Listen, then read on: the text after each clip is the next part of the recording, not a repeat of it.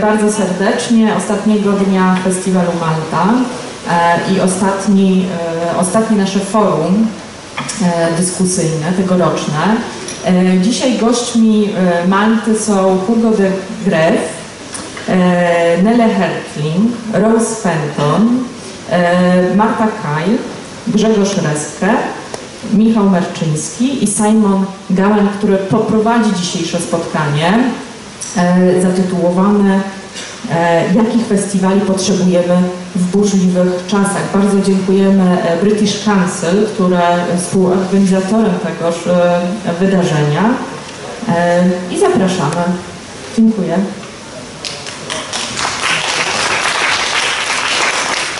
Proszę Państwa, jeszcze praktyczna informacja, mianowicie spotkanie odbywa się w języku angielskim, natomiast dla osób, które będą potrzebowały tłumaczenia na język polski, mamy przygotowane słuchawki. Spotkanie będzie tłumaczone symultaniczne, a słuchawki dla chętnych są, właśnie Marta Krawczyk macha Państwu, można się do niej zgłosić i słuchawki odebrać. Dzień dobry, witam. Nazywam Simon, ale nie mówię po polsku. So I'm speaking English along with at least half the panel. So I'm the director of the British Council here in Poland, and in 2018 we have the 80th anniversary of the foundation of the British Council here in Poland. And back in 1938, near the beginning of the existence of my organization, we were starting out explicitly as a business to counter the spread of the fascist narrative in Europe at that time. That's why the British Council was created in the first place. And our mission from the go-get was to deal in the business of dialogue, open society, freedom of speech, and the exchange between people from different countries to build the trust and the collaboration that we need. And so for the last 80 years in Poland, through different political times, British Council has always been there to create space, to create a platform for the exchange of ideas and knowledge. And of course, the work in the arts sits right at the centre of that. And the flagship of this, our 80th anniversary, is a quite interesting example of that process over time. There's a very major Henry Moore exhibition currently at the National Centre for Sculpture at Oronsko. Later in the year it goes to Wrocław and beginning next year in Kraków. And we've worked with the National Centre to put this show together. And its significance is that back in 1959-60, just as the iron grip of Stalinist dogma on socialist realism was beginning to relax a bit, we, British Council, brought the then emerging Henry Moore on a tour of Poland, went to 6 cities, this radical modernist sculpture, and made a huge impact. And the new show is exhibiting Moore's work alongside a whole bunch of Polish sculpture that was made in the 1960s, 70s and 80s in response to that first Henry Moore exhibition. So it's an example of how over time the dialogue between what was then the Free West and the communist Central Eastern Europe was being mediated through the language of the arts. And in a sense that's what we've always been doing and continue to do to this day.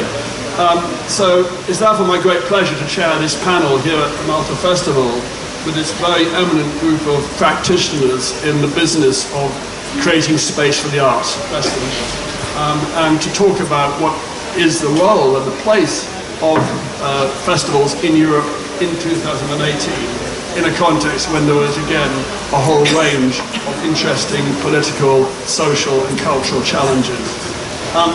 Very quickly introduce the panel and then we'll get started and get them talking. I'll shut up. So, we have extremely eminent panel here. 1,000 years experience of running festivals in Europe, starting on the far side with Hugo de Greef from Belgium, who's been running any number of important festivals, the European Capital of Culture in Bruges in 2002 and in Brussels in 2000.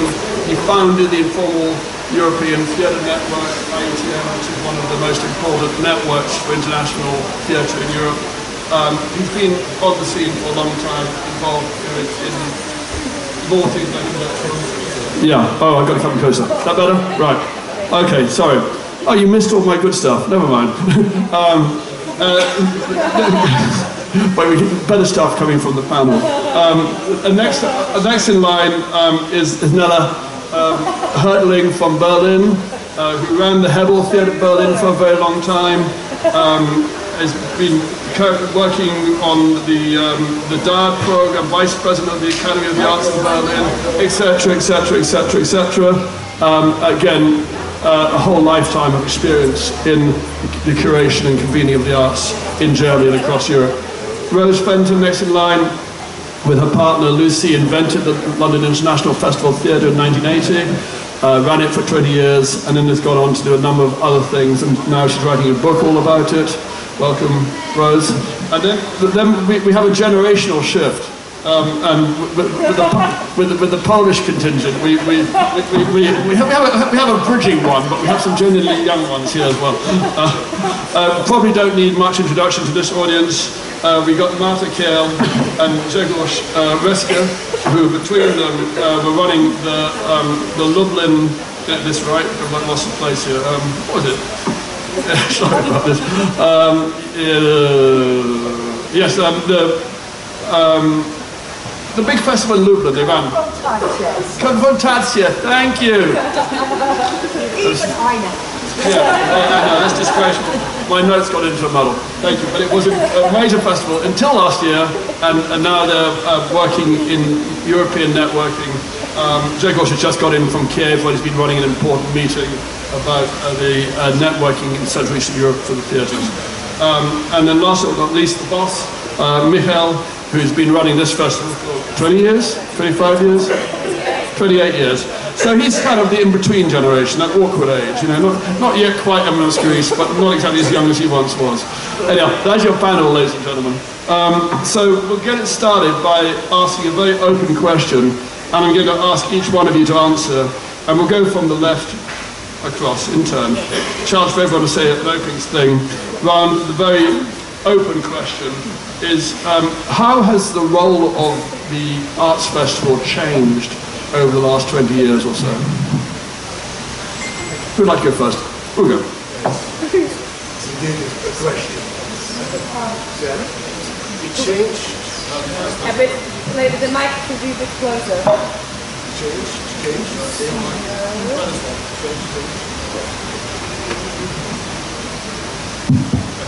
Okay. Of course it changed, and of course it don't change. Because a festival, an arts festival, is basically linked in its context, in its period, in its moment. So those things don't change. Those things remain the same. Of course, the result is very difficult. When I really was visiting as a young 20 years old guy who was interested in international theatre and performance, and I visited the festivals, they are quite different than today. But nevertheless, the meaning of them for artists and for society remains the same. Thank you. Nele. I think there's not the festival. For me, festivals are very much located in their city, in their region, in their country. And of course, in each case, there's a different situation. And I think it's very important for festivals to really build on their own situation, on their own reality. So in some countries, festivals have another meaning and importance than in others. And of course, in times, unfortunately, we are apparently now again in a time of so-called crisis on different levels. Festivals have maybe another importance and another chance even to be important to the development. But again, it might be very different from being in the north of Europe or somewhere in the south of South America, what a festival can be and can do. I think that if you look at the role of the festival throughout many thousands of years, it has always been, and excuse my voice, the place where people gather to look at what is happening in their lives, to ask questions, to make mischief, and to provoke, to upset the status quo. I think there was a time, maybe 20, 30 years ago, maybe 20 years ago, in Europe and certainly in Britain, when there became this sort of festivalization of culture. Every place had to have their festival, and it became a marketing exercise. It became something that really was devoid of the true meaning of festivals. But I feel, as Nele has said just now, I feel this new urgency creeping in again. And certainly from the festivals I went to in my youth, the first one was the Confrontacie Festival in Lublin, which is why I know the name. It was a very urgent time for Poland just then, with the birth of Solidarność, and the theatre was a space to really ask the big questions and to provoke change. So, yeah, festivals change according to time, place and context, and the best festivals respond to them. Sorry, Mark. No, but maybe we can add, if we go further than the period we can witness, if you see that main festivals in Europe like Avignon, Edinburgh, started after the Second World War, Holland Festival. So they really were started as kind of a reaction to bringing people together. And I think that essential element was still where Rose was referring to 20, 30 years ago, and it remains the same. It's bringing people together for a platform, for saying something, to give the artist the floor to say something. I think those things don't change, but are always linked to a certain period. I think that's an important evolution. Thank you. I would say, I can't of course say consciously how the festival have been changing since, like, let's say 20 years, but what we have been observing in Lublin, running the festival in Lublin for the last 5 years, was the growing role of the festival as a, if I may say so, a public art institution that takes its task and responsibility towards both the artist circle and the local audience members to build a space of free exchange of thoughts and of real, if I may call it this way, political debate.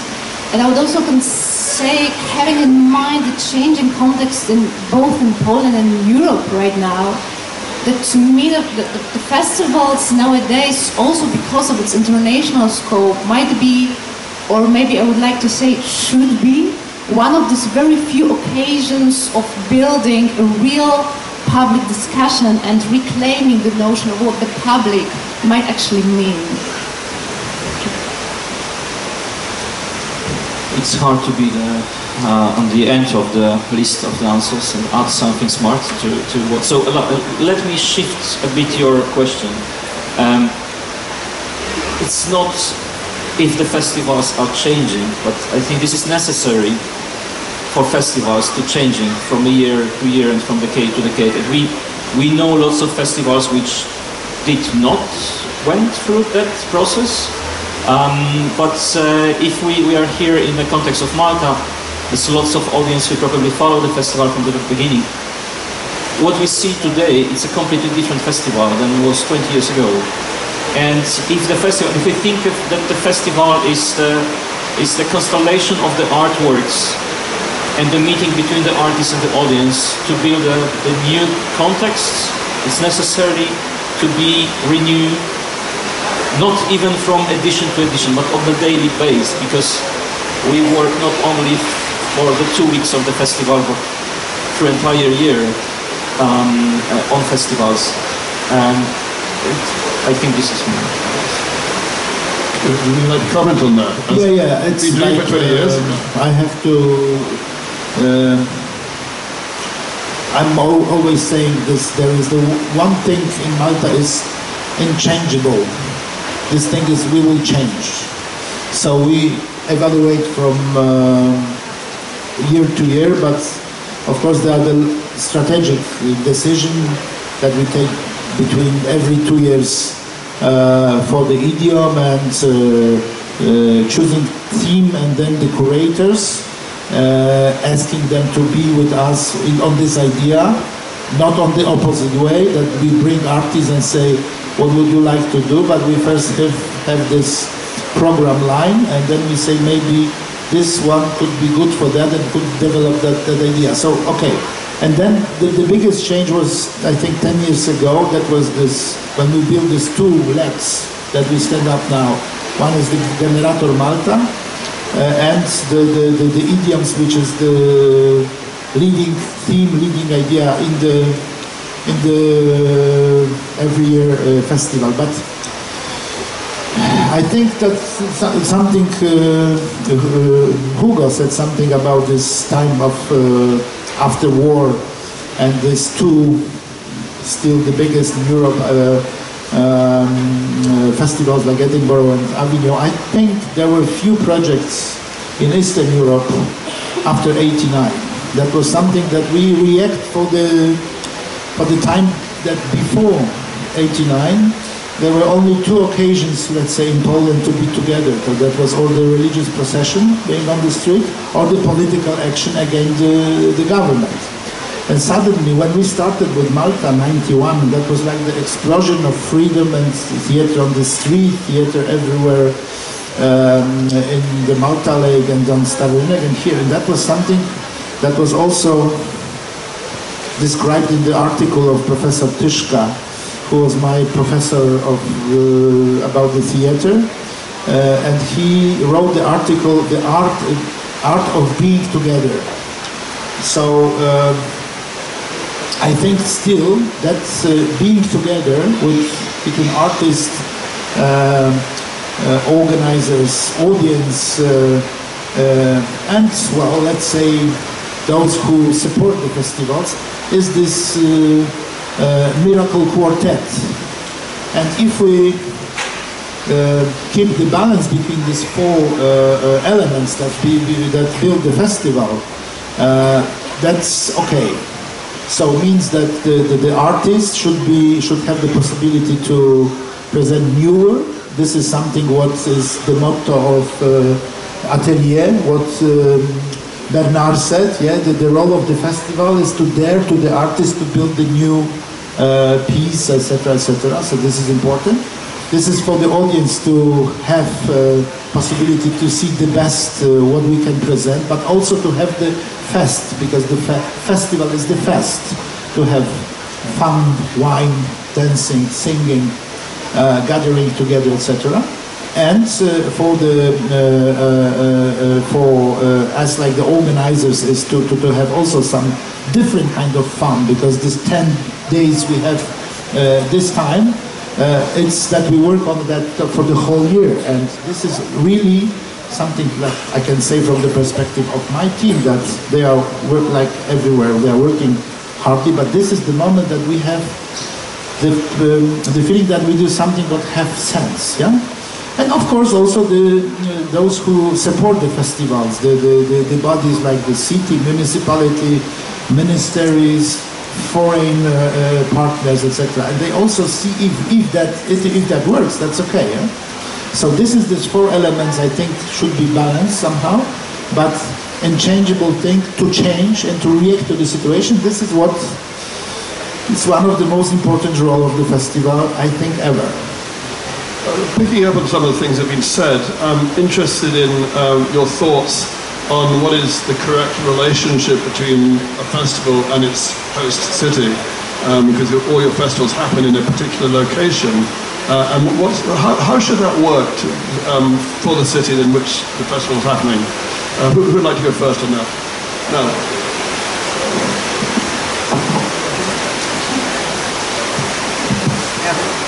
I think it's a very important question, because you can see festivals in smaller or larger cities where the festival, by its much easier visibility to the outside, is putting into danger the ongoing cultural institutions, because there's more money, more media, more political concern.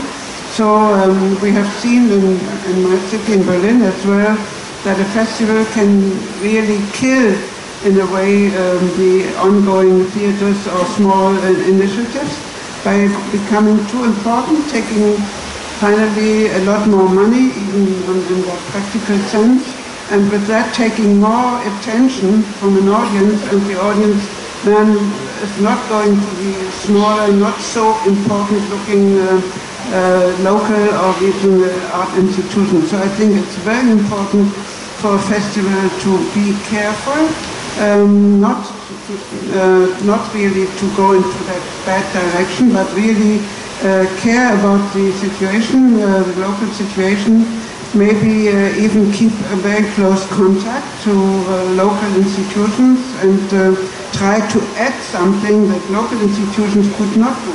Artistically, financially, politically, socially, do something special, which only a festival with this bigger visibility could do.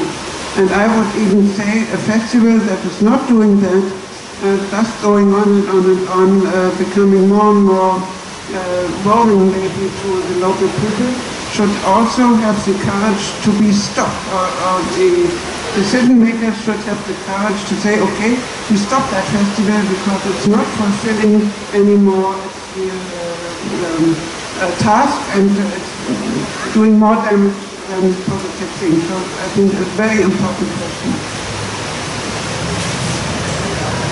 I think that what Nele is saying is absolutely correct. I just want to say that you cannot generalize that. I think what she is saying is, of course, a festival is embedded in a local situation and has to be having a relationship with the situation. But don't forget, again, the example of Avignon. If you have the Festival of Avignon, the local population is not anymore there during the festival. They are all leaving the city. Same in Edinburgh. Yeah, so that's kind of sort of generalize the things and see every element in his proper situation. But mostly the basic line what Nele is saying is absolutely correct, but take every situation into his own references. If you have a festival like Lift, and sorry to mention that in such a big city as London, of course then the regular work has to give attention to Lift instead of having a festival taking care of the regular work. So it's always linked up with absolutely the situation where you're working in. As I said earlier, I think a festival is the occasion where you fall out of regular patterns of behaviour. And I think in terms of the city, it's an opportunity to have what I would call a civic conversation, where you can really engage different parts of the city, bringing together the arts community, the education community, the city council, and actually work together as a city, developing projects between education and artists, between young people, old, intergenerational, and very importantly, I would say even more importantly today, welcoming the stranger into our community and having that conversation. It's what, Michał, you said, being together. Another friend of ours who wrote a lot about festivals talked about festivals being experimental zones of sociability. You make unlikely alliances. You dream together of a possible future which might be hopefully different to some of the problems you're facing today. And once you begin to dream as a city, things begin to be possible. A festival is an open space where different perspectives can come together. Now, that takes a lot of work, because some of the festivals in the early days, and that's fine. You go out, we used to say, with your shopping bag, and you see theatre from around the world, and you say, this company is amazing. They will come and inspire artists here. And that's great, but that alone is not enough. How do you work hard throughout the year before you bring your festival to fruition, making alliances, developing your audiences, having those civic conversations, and listening to what the city would like? Yeah, I mean, I would definitely agree with this notion of festival that can create this exceptional conditions and very unique ones for, again, conceiving, probably also not only celebrating the ways of being together, but also conceiving or imagining new ways that would never come to our minds, although in the other circumstances. But what I would also like to add would be this expanding of the notion of the festival into the everyday pattern, not only to bring this, not only to think of a festival as a one that creates exceptional circumstances, but also the one that would influence these everyday ones. And this is, I think, that was the basis of our way of thinking of a festival as a public art institution in Lublin, and the way to connect the festival with the local context. Okay, so how, having this certain public budget, this certain tasks, and also like ideas of the program, how can we influence, but most of all share and create new ways of working together for the local community and for the audience, not only during this, as Grzegorz said, during this very exceptional 10 days of the festival, but also on a year-long basis. So for instance, how can we extend this presence of the artists via the residencies and opening up different possibilities to meet the audience or the public? And how can we somehow give back what the festival has or can create to the public, which means also the local context in which it happens, right? So that will be this expenditure of extension of the notion of the festival.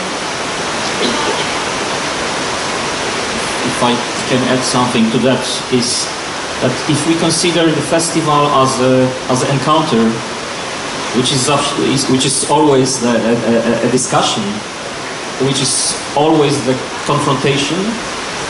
So this dichotomy of the meeting comes to such focus on programations that each festival, from my perspective, should always embrace the local scene and put them on the higher visibility.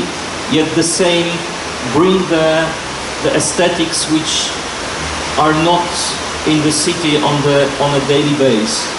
And the same, yes, the festival should fulfill the wishes of, we should search for the wishes of local audience and try to fulfill. And the same provides this audience with something which is completely, sometimes even unacceptable for them, to build this discussion, to go beyond. It's the tricky, of course, to do it in a way not turning confrontation into the war, but this encountering of completely different perspective and completely different approaches is crucial. May I add just a word? Yeah. I think it depends very much if you are with a festival in a city where there's a lot of cultural and artistic activities going on already. Then at the festival you have a completely different possibility, but also completely different task. If you go to places, cities, regions where there's not a lot of activities, then you have another importance in that area, and you have to do a completely different way of attracting an audience, to teach them to be an audience, which in larger cities there's normally a kind of snobism already. It's a completely different way of contact between the festival and their audience. So I think it's a big difference where you are. Well, for Malta, it's been always important to be rooted in the local artistic community, be related to academics and to other, let's say, players in this role. But I will answer that question like that. You know, maybe the most important action or performance of this year festival took place 1 hour before. That was the happening. That was the final of the action with the children from 4 schools. And that was the result of the long way of working with them. And they made something in the tent, and they started with the parade. This is the final of the action called Children Can. And this is the future audience and possible future artists in this festival.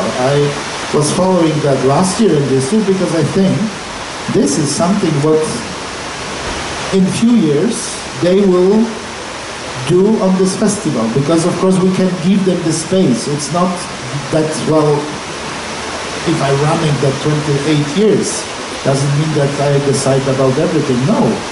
The people from the program department in Malta, there is young generation. Yes? So we should first spread the competences and then to think about the future. So the children who are there, and then I was talking to them and they give me the secret box that they were taking from the four or three big hanging stone, and that was like the amulet that you can doubt. So I got the box, I got this amulet, so you can doubt, and they were talking to the people, to the older people, so take this amulet, you have the right to doubt. Yeah? So that's the future, and that's how we also think should be rooted in the locality. Yeah? I'd just like to pick up on Hugo's comment about London, because London is such a different city to, say, Poznan. And how do you distinguish yourself as a festival in a city like London? Of course, since we started the festival in 1980, London has changed. When we started, very little international work came, because everyone said, we won't understand it. British theatre's the best in the world. Why do we want to see this foreign work? We were shocked. We said, but hold on, there's some incredible work from all over the world which will open a window on the world and also open a window on what theatre can be, other theatre traditions. But we were successful, and other people started programming the international theatre, like the Barbican Centre that some of my panel know. So what is the role of a festival there? And then actually what became very clear was that London in itself was international. We were a world city. Could we not make a festival which engaged those communities? In fact, in our very first festival, we had a company, two companies from Poland, 8th Day from Poznan, and Provisorium from Lublin. We also had a company from Brazil, Macunaíma, and nobody had booked to come to the theatre. A week before, the Lyric Theatre, a big city theatre, wrote to us and said, we hope you have a trick up your sleeve because we have 4,000 seats to sell, no tickets sold. We were worried. But the first night of the Brazilian show, it was full, the theatre. There were queues round the blocks. Why? Because there was a big Brazilian community in London, and they thought, this is a show for us. Then the theatre critics wrote about it, and the British public came. But the same with the Polish companies. There was a big Polish community in London in 1980. The Polish government in exile was in London.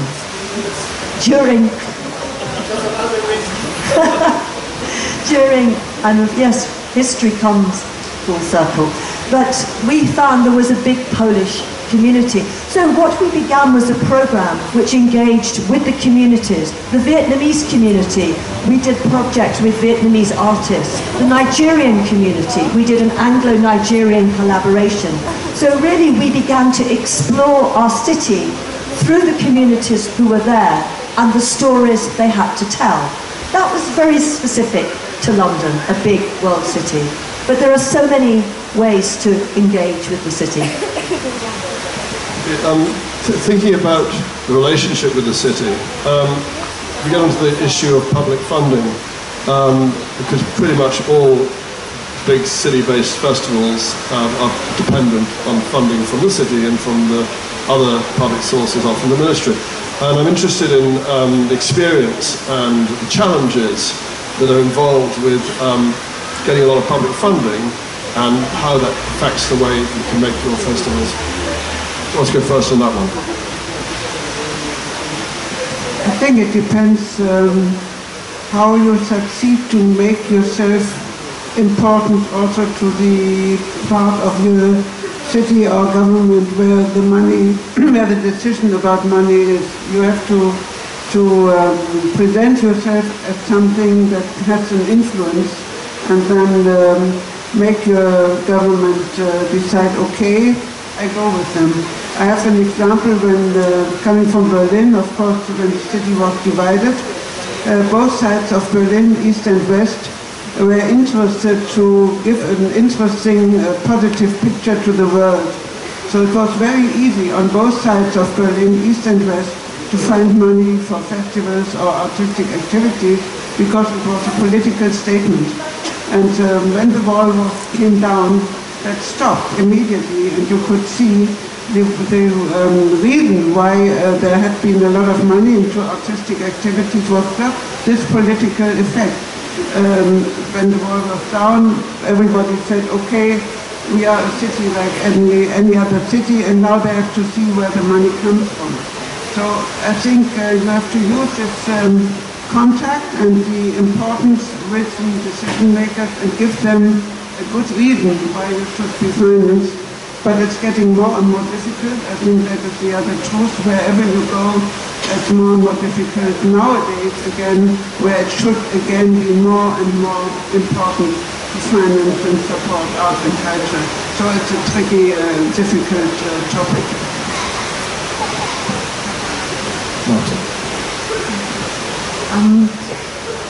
I would say that I mean, I keep asking myself, especially recently, when we have to confront with these questions on of the censorship and our problems of the censorship and also censorship as programmer, curator.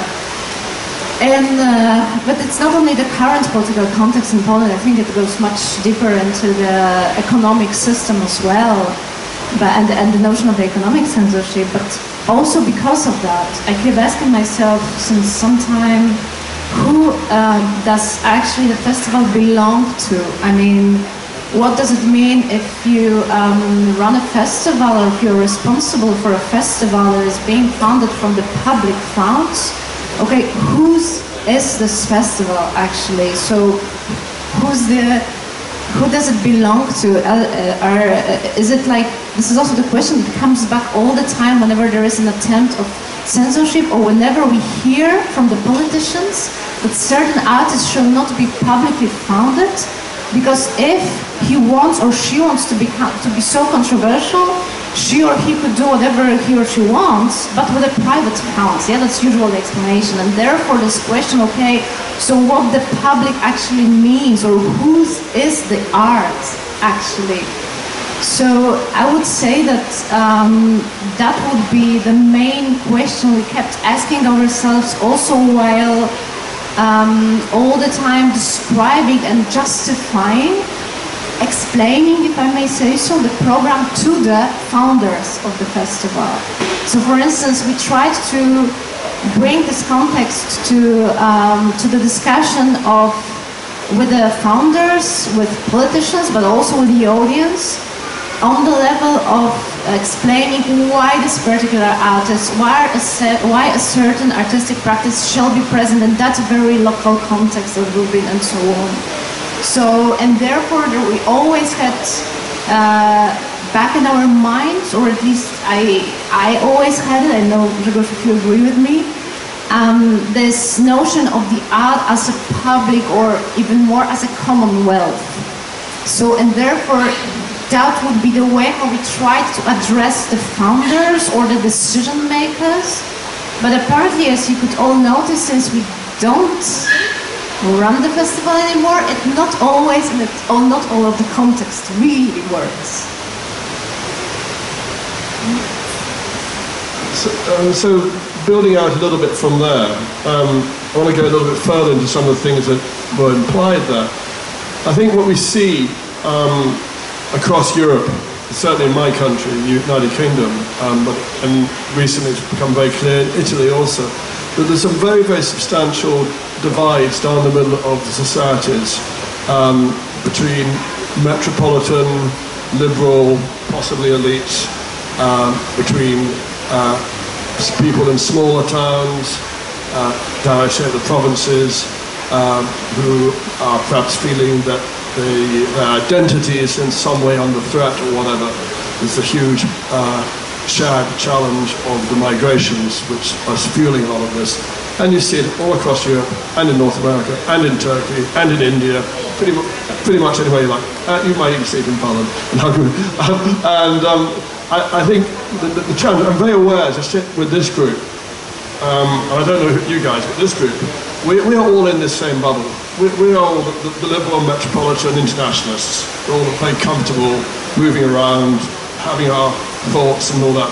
And how can we, as people who run festivals, address that huge cultural identity divide which is running right down the middle of Western society at the moment, and get away from the echo chamber of the bubble that we all live in and come from to the mechanism of festivals? Big challenge. Any ideas? Well, it's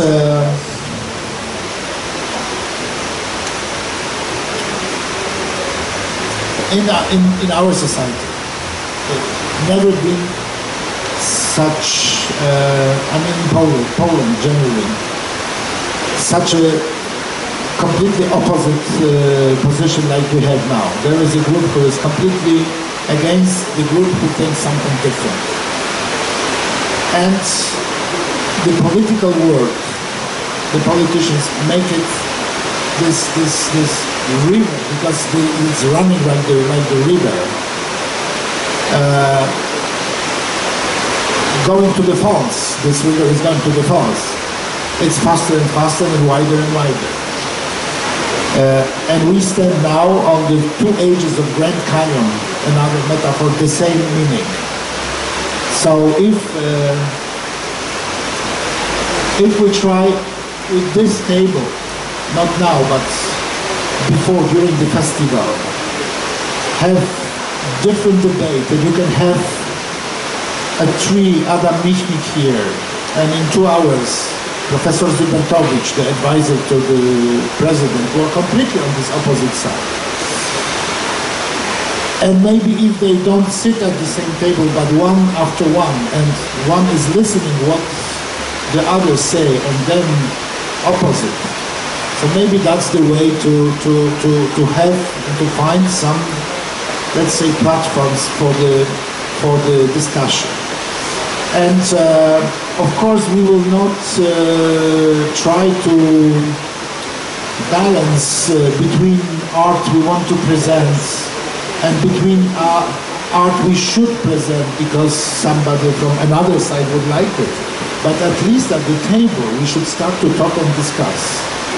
This is what we try to do, but I don't see now, and I don't have this secret idea how to make this wider and crazy river going to the falls stop. We don't have it. We try to do it through doing the best what we can, means the festival. And when I meet people here from Poznan, whom, 500,000 inhabitants, everybody know each other, you know what I mean. So when we walk and talk and discuss with the people, and they catch me on the street, because it's everybody knows about Malta, like on the weather and football. So they had the recipe, they said, should do like this. The best would be like this. Okay, let's talk, let's try. So means that it's important for them. Even they are against, or even they have some doubts about it, but they discuss and say, no, come here. The square is open, no barriers, no tickets, or if the tickets are to the festival venues, is 15 zloty, because we know we got a lot of money from the public funds, so we don't earn on tickets. The tickets is the limit and access to the 400 seats, not 1,000 seats. Yeah? But here there can come 1,000 people, and they are coming sometimes, and thank you for coming. Even the weather is not so friendly for us. So this is like, okay, we try to debate and discuss, and that was on this square a lot of debates from very different sides, and sometimes different questions, difficult questions, not nice questions, but it's the kind of the forum that we can deal with. So that's our answer. I don't know how you guys think about it. I think that the festival is maybe the last environment where we can still have this discussion, and where we can go beyond the bubble, because all other media are so divided that we are more and more narrowed. It's like, of course, it's my childhood experience of one TV channel, and we were beside of the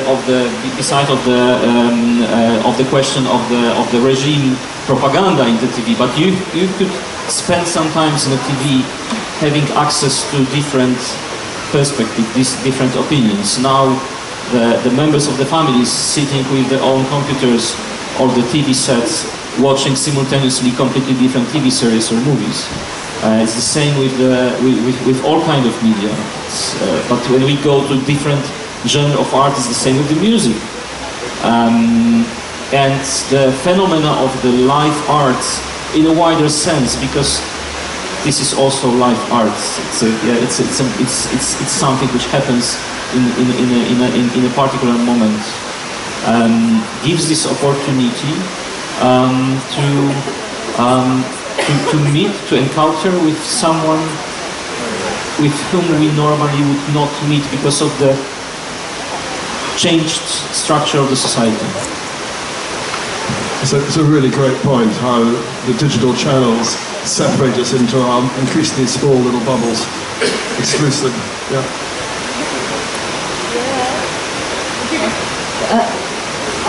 You're absolutely right. It's an impossible situation, but maybe the arts and festivals, which are part of the problem, can also be part of the solution.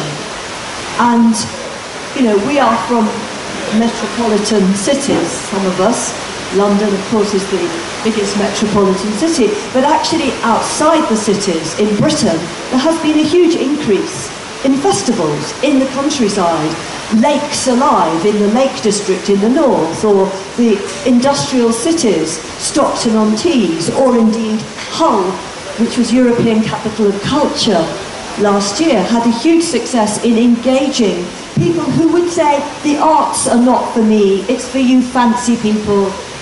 But actually they engaged in the arts, they engaged in new ideas, met new people, and so a new conversation began. But I think we have to be so vigilant, so vigilant. And in fact, in Britain, the funding bodies have taken this quite a strict line now. They are really saying the money shouldn't continue to go just to London, but we really want to go in favour of the regions of outside London. And there is a slogan, which, okay, slogans we are suspicious of, but it's true, great art for everybody, because too often it only goes to the same people, the same narrow audiences. And I think we as festivals have a huge responsibility to think about this question that Simon raised, that the whole of Europe is discussing actually. The arts are part of the solution. Just one sentence, I think it's not just festivals, it's all the art institutions, all the cultural institutions, so not put it on the festivals alone, but on all the other, Just to add something which is a practice I have lost 4 or 5 years. Time by time, just keep it very simple. I think it's important then to give the opportunity to artists to work, to make their work. It's one element that is a first step which is essential. I'm now already 4 or 5 years in the countryside, really in a small community, opened in the former local school, working spaces for artists, just to give them possibilities to work there for weeks. They can stay and sleep there. And what we have after 4 or 5 years, we have all kind of nationalities, all kind of art forms are just coming to work. I think it's important to give the possibilities to work for the artist, and then artists have a message. They say something in society wherever they work, and I think as I started 40 years ago, it was also to give the opportunities of the generation of the artists I was living with, to give them a work situation. So I'm doing this now in a very small community, and even artists from all over the place are coming to work, and they have something to say through their work. I think this is a first important step, a very basic line.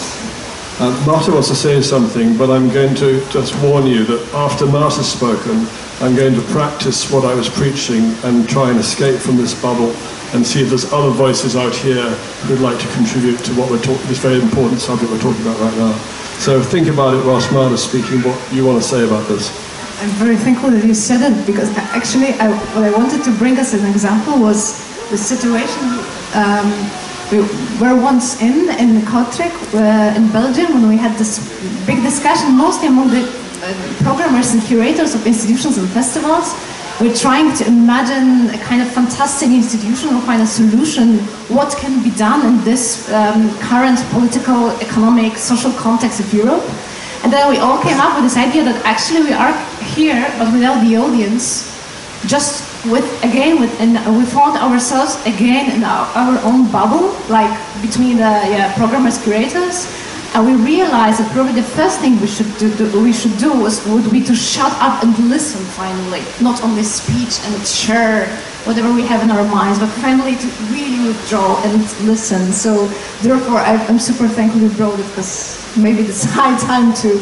All right, so the panel is going to shut up and do some listening, and we'd really like to hear any contributions from any of you, and if you want to speak in Polish, that's also fine, because our Polish colleagues will help the non-Polish speakers to understand. So, anyone want to say anything? I've got a microphone. Mam na imię Andrzej. Moim zdaniem tylko, żeby nie było rasizmu i będzie wszystko okej.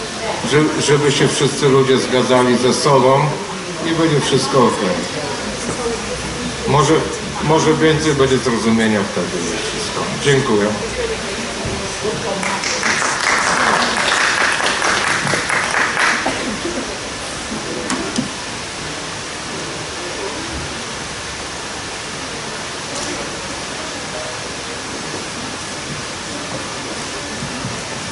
Hello everybody.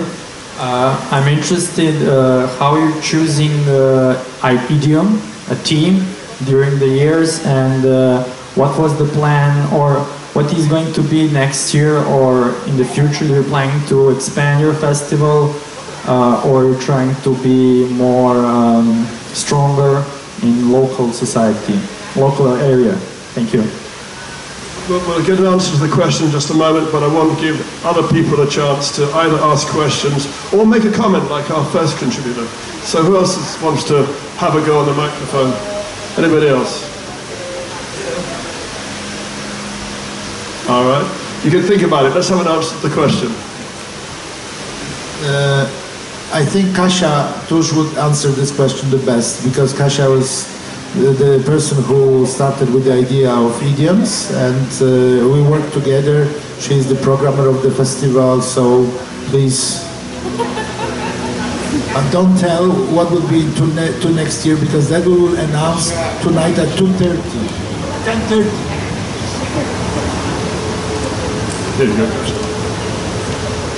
Hello. So it's quite tricky to answer that question without spoiling the surprise. That we are really we are going to announce the ideas for next 2 idioms tonight, but in more general picture, I would say that we will continue this strand of the program, and of course it will develop, because actually every year it develops, because every curator provides completely new scope, new tone of the programmation, because it works like that. We put on the table the general idea with the first explanation, the first view on the topic. So, for instance, with this with current edition, we knew that we are going to investigate the topic leap of faith in this broad philosophical existential framework, that we are not going to illustrate any particular Polish situation in regards to the church or whatever. So we keep it open, and then we step into conversation with a curator, with an invited artist.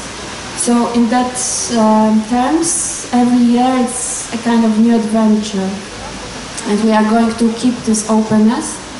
How it's going to develop, it's up pretty much to our capacities, also to the budget, because of course the bigger,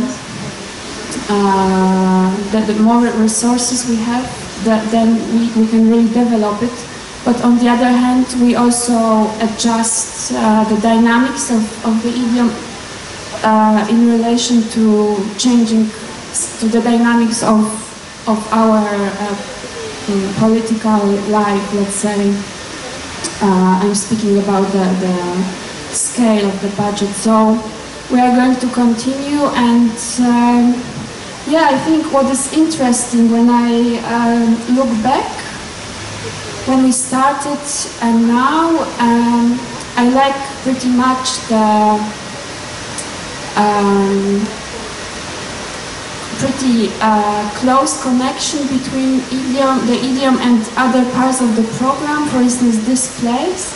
So Dorota, who is sitting over here and waving. So Dorota programs this section, so forum, a discursive program, and we are really in close conversation.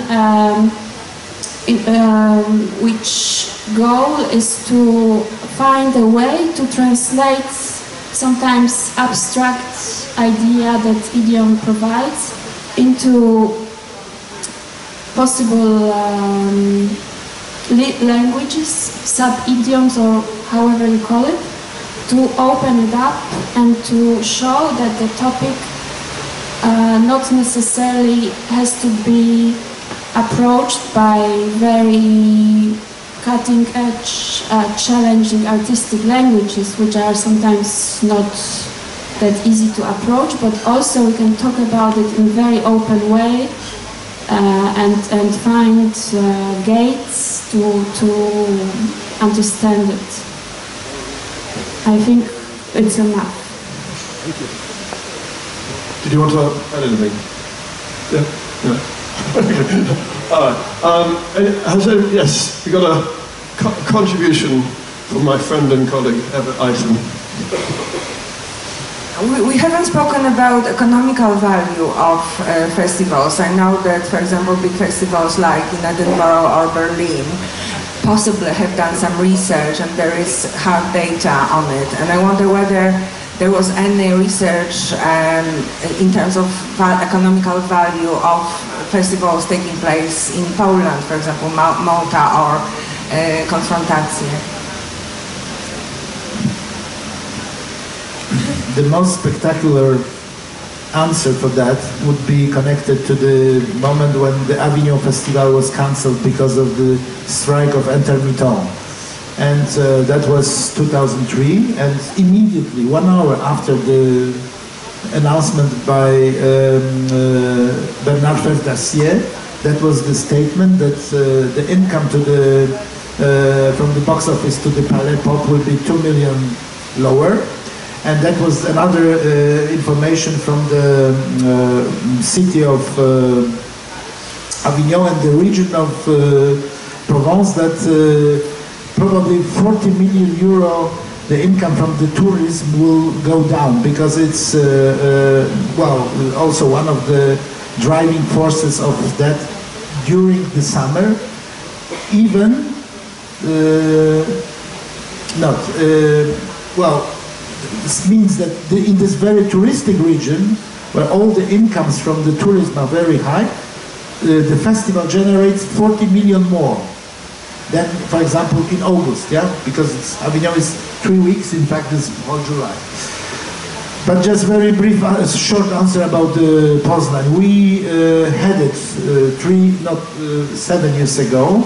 That was the research about how is the impact of the economic around the festival, around the culture in Poznań.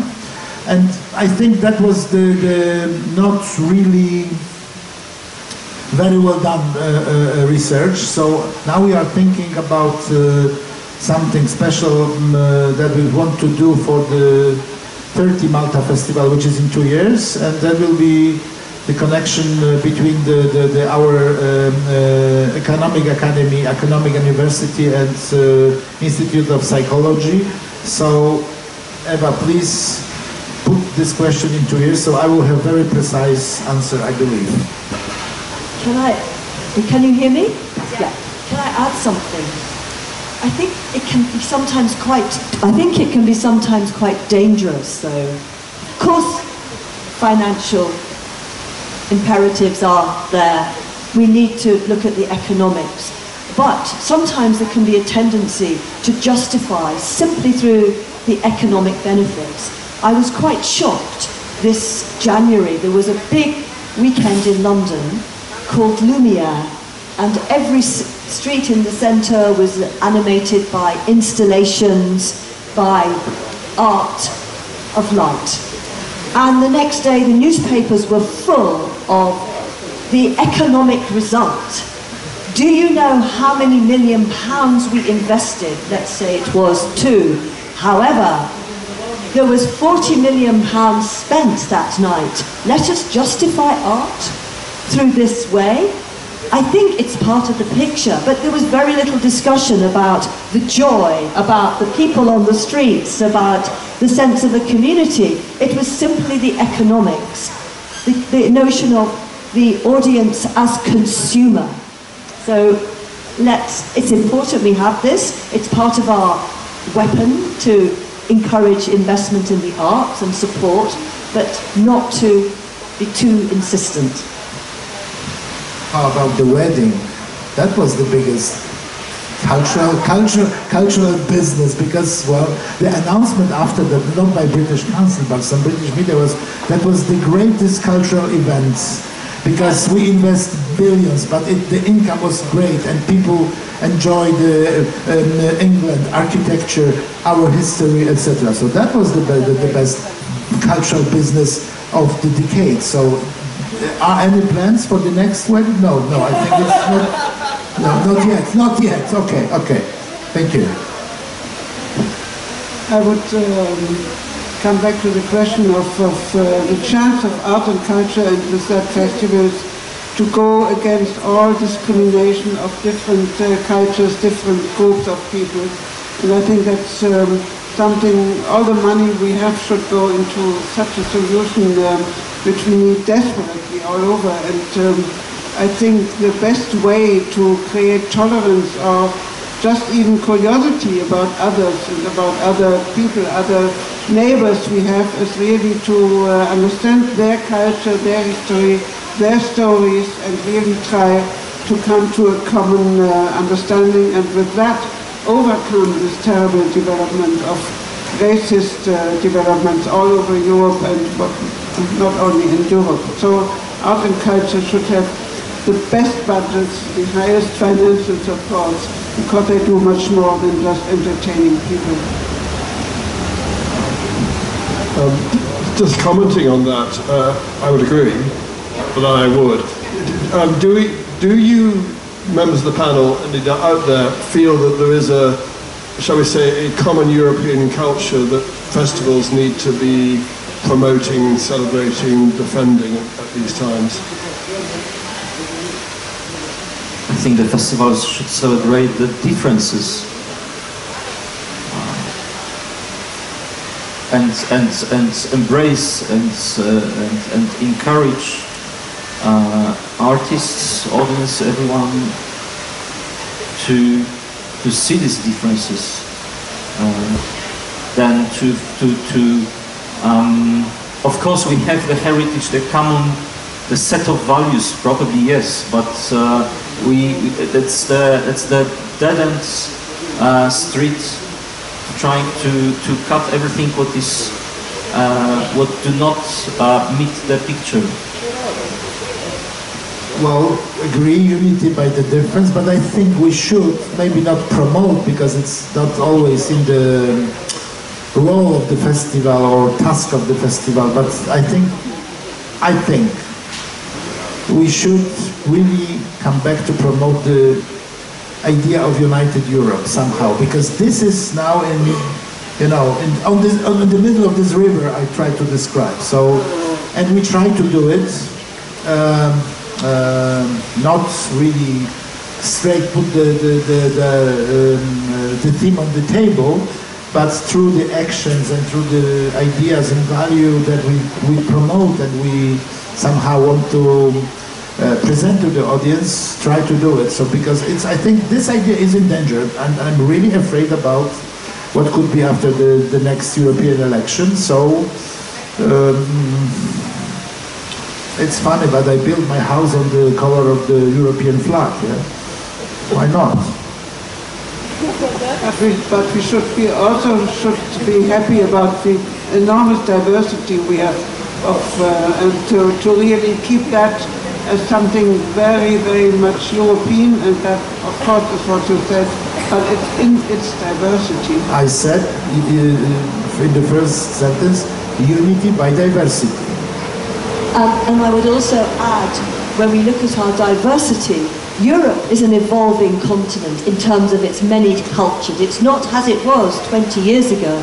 There are other voices, and in Britain we see the black and Asian, the Muslim communities. We see this all over Europe. How do we, coming back to this question of the role of the arts and festivals, how do we give a voice and a place to those communities in our institutions, in our festivals, with our artists? Because otherwise there is a danger. They are marginalized, they get angry. As much as the economic marginalization of people, there is the cultural marginalization, which supports this fragmentation. And I think the second thing to say, because I'm from Britain, yesterday was the second anniversary of Brexit. Many of us, almost half, I think probably more, are desperate about this. Yesterday there was a big march saying we want to be part of Europe, we have to change. There are many of us fighting to stay part of this European community, and please support us. Through the arts we can do a little bit, but we need to keep our borders open everywhere, and particularly Britain. I would like to underline what Michał is saying, that there had to be a common European concern for the value of culture. And that culture is based on diversity. That's absolutely something which is our values. Not only the diversity as Rose was describing, but also more our responsibility in the history. Also what we destroyed as a continent in the world also has to be rectified and has to be respected in the new work we are doing. And again, back on what Rose is saying, giving the floor to artists from all kinds of corners of the world coming in our country is our task. Giving them the floor to speak and to make their work possible. And that's a concern that we have to organize as much as possible to all of Europe. Maybe I would just add that that on one hand, I very much agree with Grzegorz that it's a festival or the art space might be a field to articulate or to find a way or language to articulate different angles, options, points of view, different contexts as well. But on the other, it might also, I think, be a space for developing a radical solidarity, and maybe that would be not only to think about, okay, what the identity or the common identity might be nowadays in Europe, or the European identity or cultural identity might be, but also to think, okay, how can we express or how can we articulate the notion of the solidarity, and how far can it go? I mean, how far can you, for instance, give your artistic vision up in order to make space for some societies or communities that you would never consider before as being part of your program or part of your audience? And in that term, this is what I mean by radicality. Or? Part of your community. Exactly. Exactly. So maybe that would be a way to address this question of practicing the European identity in a way. Very good. Any more thoughts or questions or ideas from our audience? We got another one coming here.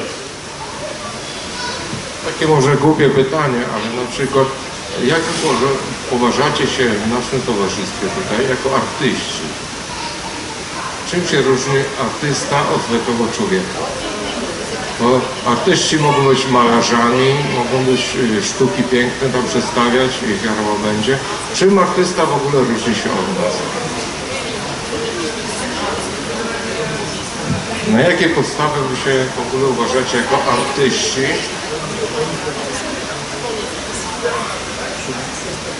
So we are not an artist. I think I can speak on behalf of entire table. We work with artists and we work for artists, and then I can only speak on myself. But this is what I believe is my role, is to intermediate between the artists and the audience. But somehow from the beginning of this talk, I from time to time spot on this poster, which in a way indicates all genres of the art, which is theater, music, dance, movie, visual arts, and the city. And then in this broader sense, we are all part of the culture, active participants of the culture discourse.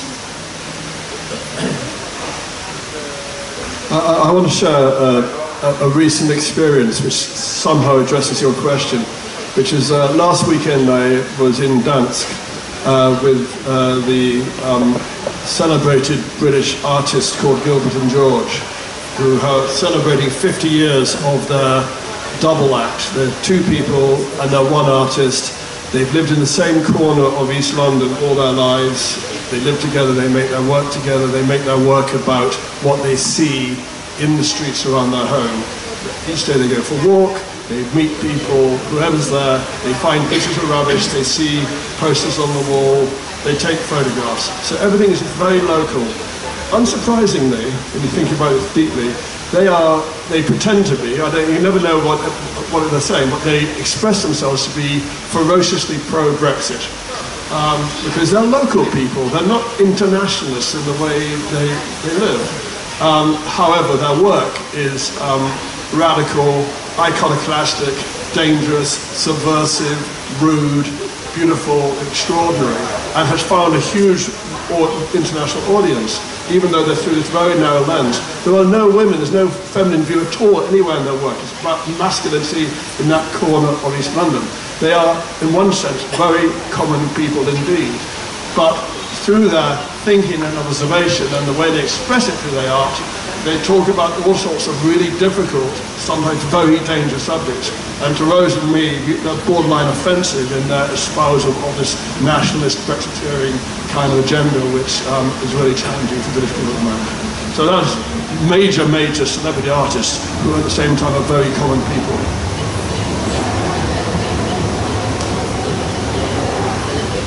Do I have the last word as the chair? Talking about art? No, Rose is getting upstage me. No, I'm not going to upstage you. I'm just going to... Can you hear me? Am I on? I'm just remembering someone like Joseph Beuys, who is a great thinker and artist, but his contention was that everyone can be an artist. And I think in some ways we can all be artists. We can all be creative. We can all contribute to the making of art, to the perception of art. So there's not just us and them. I think sometimes it can be quite dangerous that there is this separation. And I know in some cultures, like in Bali, for example, we work with some Balinese companies, there is no word for artist. Everybody is making, everybody is contributing to society. There isn't this separation. We're part of making the world go round in our own way. So that would be one answer to your question. Even though we do certainly put some artists up on a pedestal, and you know, this notion of the divine visitation to the artist, no, it's hard work. Let's not only think that they are touched by the divine, you know, it's hard work. We all have to work hard. We can all create in some way. Any more thoughts from the panel? Okay. You've been a very good and patient audience in this horrible weather. The rain has stopped, but you guys get warm. Thank you very much to this wonderful panel for sharing your thoughts, and thank you to our audience for staying with us on this wet afternoon in Poznan. Thank you very much indeed.